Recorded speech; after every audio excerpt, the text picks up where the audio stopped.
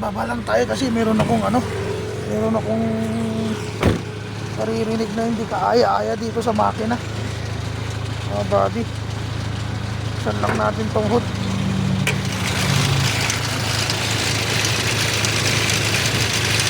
Ayun, medyo ano siya, ayun, maingay siya mga buddy. Para siyang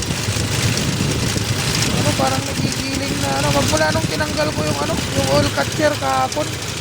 Yung ganyan niya siya. Meron siyang knocking. Kasi kaka-change oil lang din kahapon. Medyo umingay yung makina.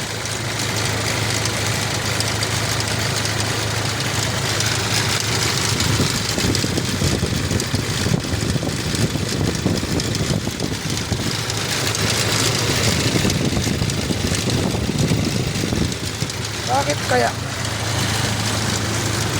Medyo garas-gas yung tunog ng makina mga buddy. Parang sa yata to. Alam ko baka sa rocker arm. Baka kailangan ng pa-retapper. Mula nung tinanggal ko yung oil catcher niya kahapon, nandito mga buddy yung oil catcher eh. Tinanggal ko siya kahapon kasi binabasa niya yung doon sa ilalim.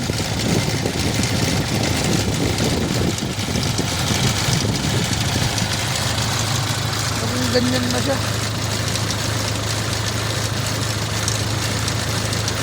Umingay na siya mga buddy.